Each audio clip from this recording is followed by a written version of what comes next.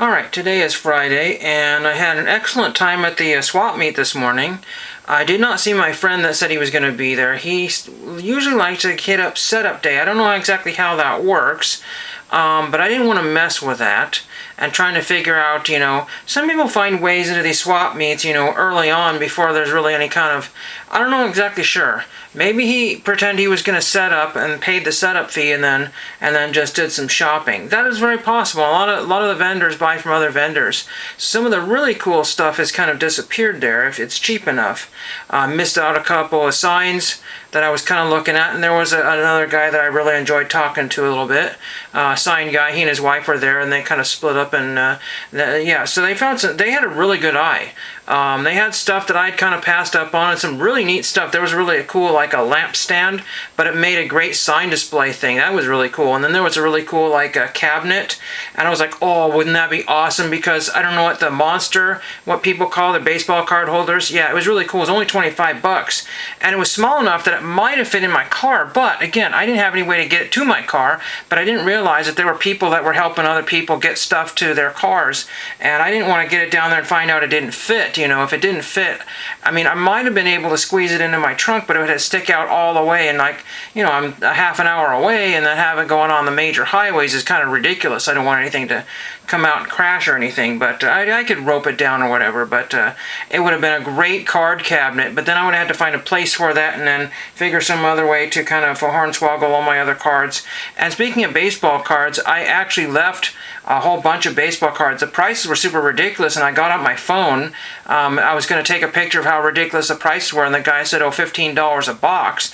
I said, that's fine. I just can't buy a lot of cards right now. But, I forgot to check. So probably going to go back tomorrow. It was $8 to get in, and it's free to get in tomorrow being Saturday. But I got one piece of mail in here that I want to share.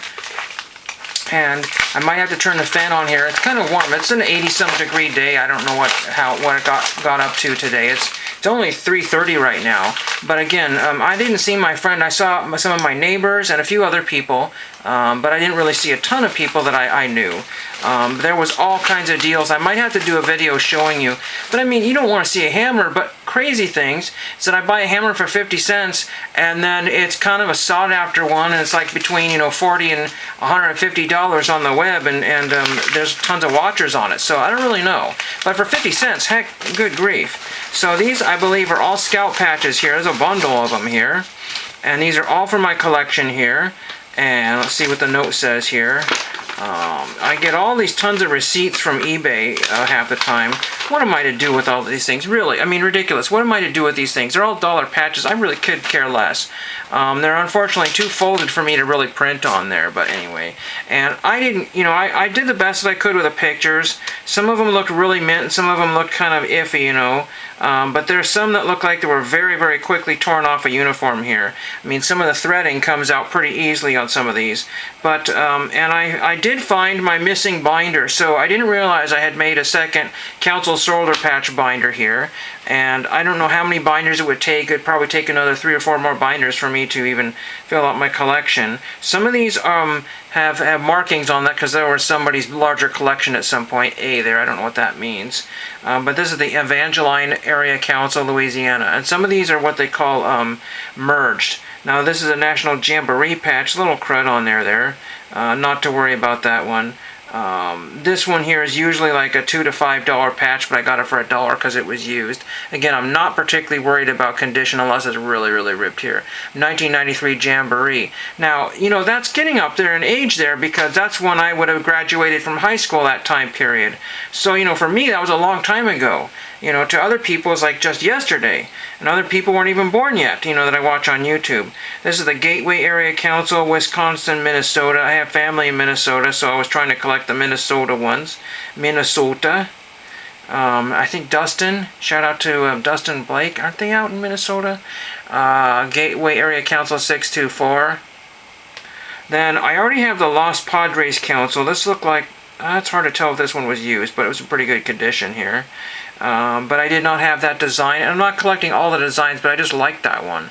I just have kind of an attachment to California patches here. There's an awful lot of California ones that I thought I already had, and I didn't. So one of these days I might have to go back if he hasn't sold very many. These are not really sought after, but you don't say Robert E. Lee very often in the open.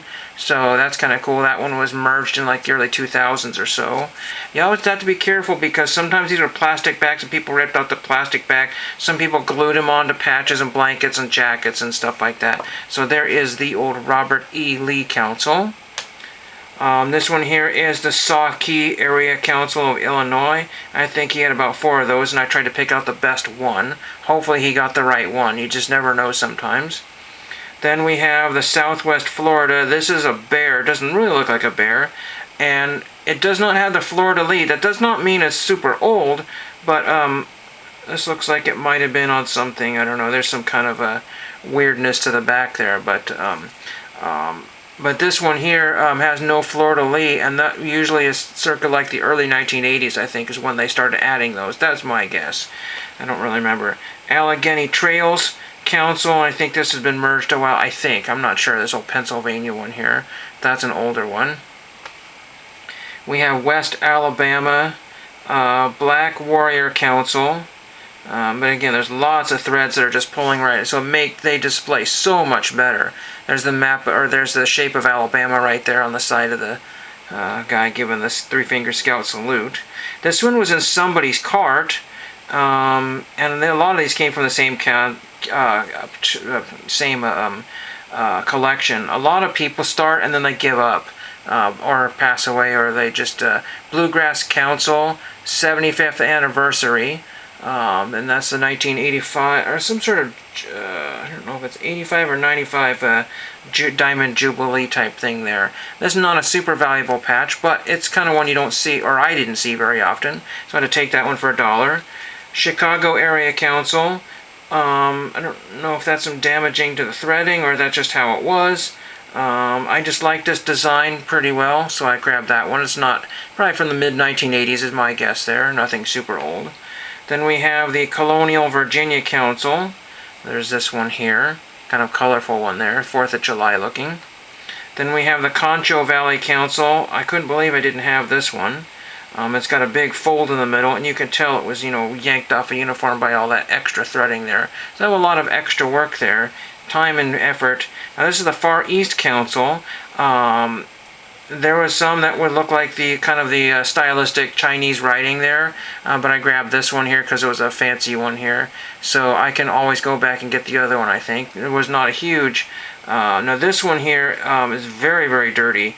I'm hoping to clean this one up here. The big stain on it. I couldn't tell from the pictures how big that stain was, but you can see how blue it is right there. Just a little soap and water. I think I'm going to be very careful with that, and hopefully that will get some of that dirt and crud out of there and display very nicely there. Then we have the Lake Superior Council. Sometimes you can tell that they've been threaded and removed by some of the indentations on here. The indentations usually never go away. But this is Minnesota, Wisconsin, and Michigan Lake Superior Council. That's pretty neat. And the last one here is the Twin Valley Council of Minnesota. So I'm kind of heavy on the Minnesota. So nice to have those to my collection there. And one of the things I'm going to have to do is I'm going to have to buy pages for these. And I don't know whether I want to go with the BCW pages that are quite a bit cheaper than the Ultra Pro pages. That's pretty much what I have is Ultra Pro.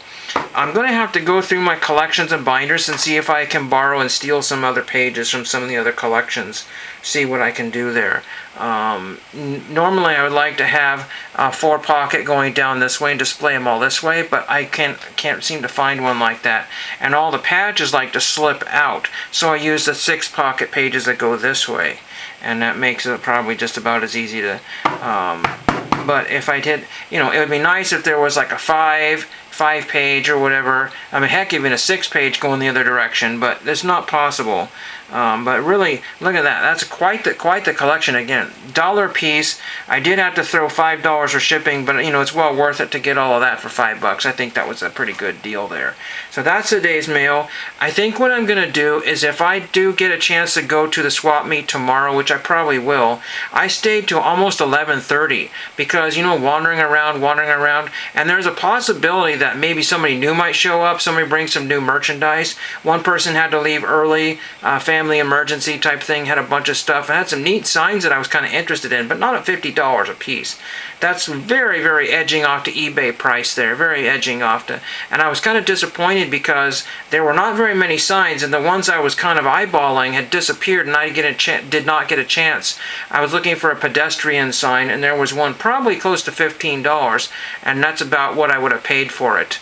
And that would have been, and there was a really neat cash register, but I don't have a spot for that one. That was $150. And again, there was that cabinet that could have been great for like baseball cards. I think it would have been a great baseball card cabinet. You'd have to kind of, put some dividers in and work your magic on that.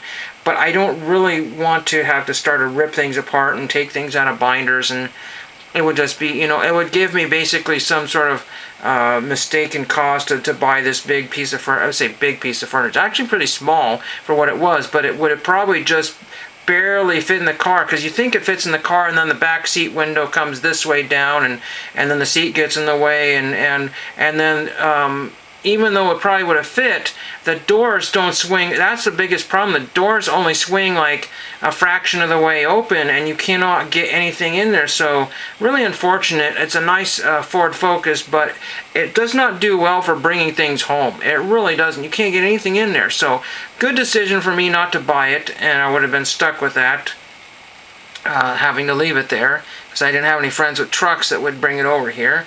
And that is today's mail. Let me know what you're getting in. A lot of people do not utilize these videos to cross-reference, and people are missing out. And so what I've been doing is only recording a fraction, I've been only uploading a fraction of the videos I've recorded. So you're missing out on TTMs and other things, and sometimes I'm just too lazy to upload those. So if you don't comment, you don't see, you don't get. That's basically how it works. If you don't put so much interest in these autograph channels and collecting channels, and you don't say anything or do anything or whatever, then I'm less likely to post videos. But this one will probably be uploaded in the next day or two, and thank you for watching.